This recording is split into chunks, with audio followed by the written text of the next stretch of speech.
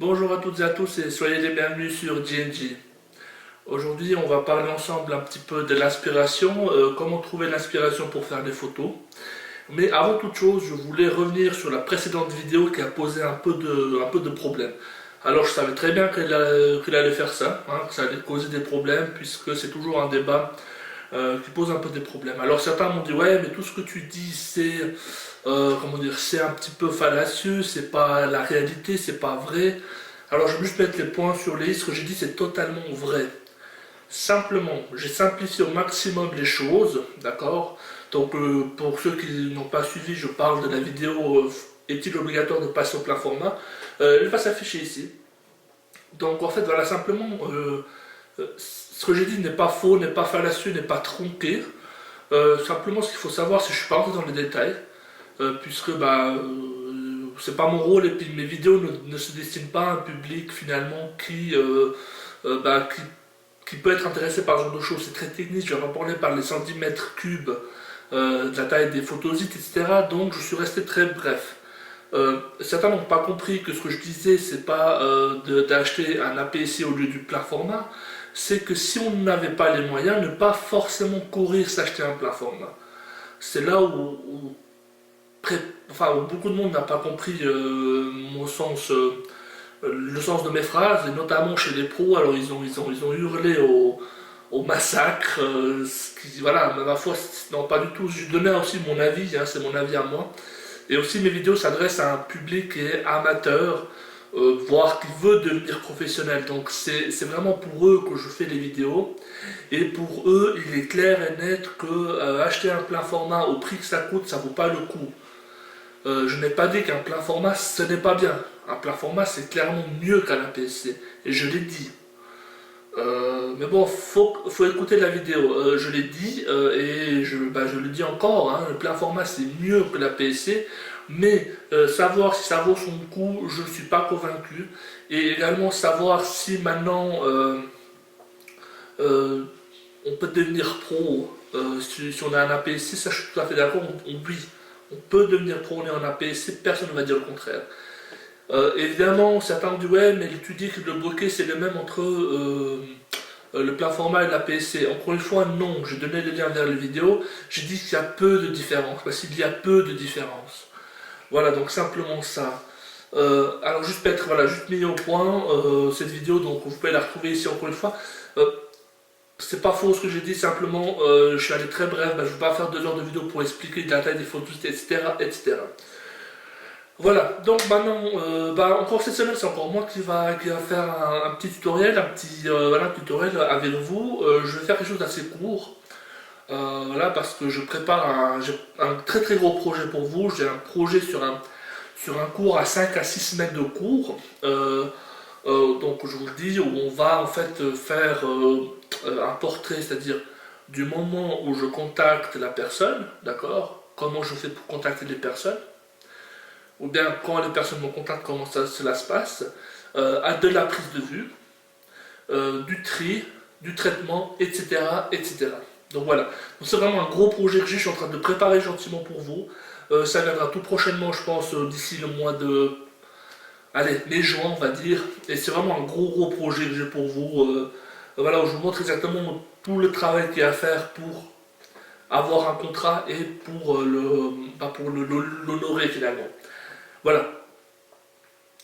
Donc, sur ce, on va démarrer. Je vous invite donc à venir me suivre donc, sur l'ordinateur. Allez, suivez-moi. Voilà, donc soyez les bienvenus donc, sur l'ordinateur. Alors, donc, pour en fait, trouver l'inspiration, un site que je consulte beaucoup, c'est évidemment Flickr. Pourquoi Flickr? Parce que je trouve qu'il y a une grosse communauté derrière, d'accord?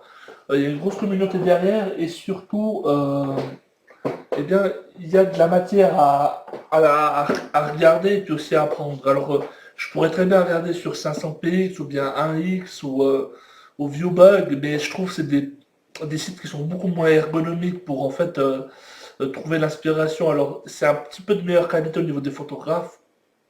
Je pense pas, mais d'après ce qui se dit, oui. Mais par contre, je trouve que voilà, au niveau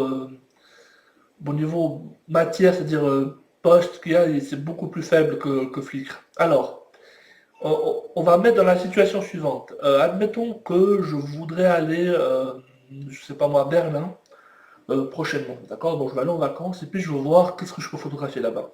Alors ce que je peux faire, c'est que je viens dans la barre de recherche, donc d'abord je tape flickr.com, d'accord?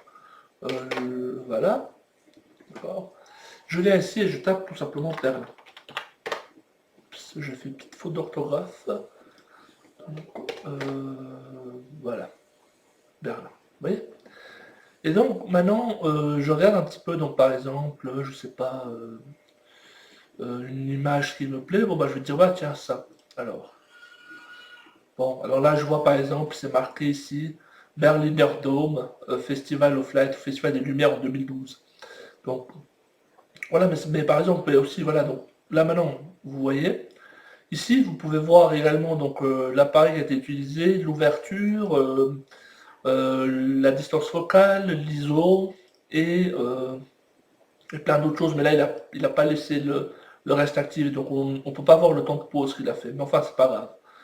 Ça vous donne une petite idée, d'accord. Ensuite, souvent, régulièrement, vous avez aussi une carte qui est jointe, d'accord. Donc si la personne a activé sa géolocalisation de ses photos, et là vous pouvez voir sur la carte où a été prise la photo pour que si jamais vous allez vous bah, sur place, vous prenez juste le point et puis vous allez au lieu de la prise de photo. Donc voilà. Et puis on continue. Alors je vais revenir derrière. Et puis bah, vous dites bon bah allez, je vais regarder aussi un petit peu. Ah bah tiens, bon ça c'est connu, mais on va prendre quelque chose qui est un peu plus joli à regarder, on va dire. Bah, il n'y a pas grand chose. Voilà, bah, par exemple ça moi j'aime bien. Même si je suis pas fan d'HDR, j'aime bien. Et puis là je me dis ah bah tiens, où est-ce que c'est? Alors, bah voilà, vous avez là, vous cliquez sur la carte, donc vous avez la localisation de la photo, je vais y arriver. Et ici, vous avez donc la focale 10 mm, d'accord, plutôt très très grand angle, f8, 1 500e de seconde et ISO 200, d'accord. Donc voilà, simplement. Et voilà, vous avez les indications, donc voilà, après, vous pouvez toujours regarder les photos de la personne, etc. Et c'est très intéressant parce que ça permet aussi un petit peu voilà, de voir ce qui se fait, ce qu'on peut faire. Maintenant, par exemple, je sais pas, vous devez aller en Bretagne, bon, je connais pas du tout la Bretagne. Vous tapez Bretagne, et là, vous voyez un petit peu le genre de photos que vous pouvez faire en Bretagne, vous voyez? Donc simplement. Et toujours le même système, hein, venir ici, voilà, taper là, ah bah tiens c'est joli. Lui n'a pas activé la carte sauf erreur. Ah, la géolocalisation, j'ai pas l'impression. Enfin, vous n'avez pas pour toutes les photos la géolocalisation, hein, c'est pour certaines uniquement. F8, 14 mm, 1 400e sur 60 ISO, voilà par exemple, d'accord.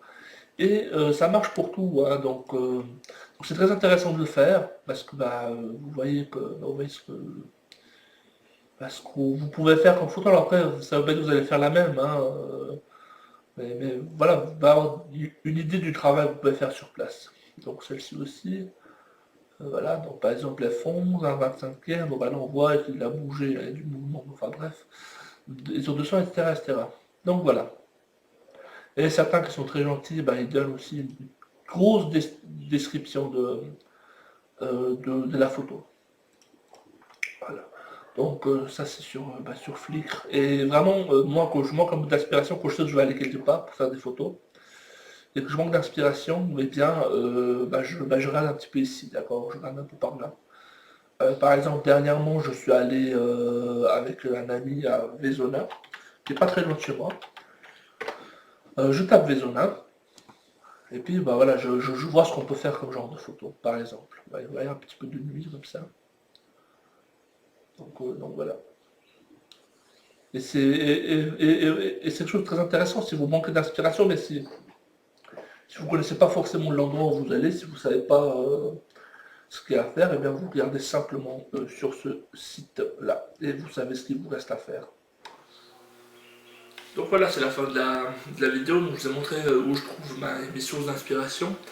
Après, je vous ai pas parlé réellement de Google, mais bon, Google c'est un peu fourre-tout, et puis on trouve un peu tout et n'importe quoi. Mais vraiment, c'est quelque chose qui est très intéressant de regarder pour trouver l'inspiration, c'est de voir un petit peu ce que tous les sites proposent. Mais moi, vraiment, mon préféré, c'est Flickr, mais c'est encore une fois personnel. Donc voilà, sur ce, écoutez, merci beaucoup d'avoir regardé. Je vous invite à commenter, partager la vidéo, donner votre avis, nous ajouter comme amis sur Facebook, Twitter, et on n'est pas encore sur Instagram, on ne le sera certainement jamais. Sur Viber, sur YouTube, pardon, n'hésitez pas à vous abonner. Sur ce, je vous remercie, je vous dis une excellente journée. À tout bientôt, ciao, bye bye.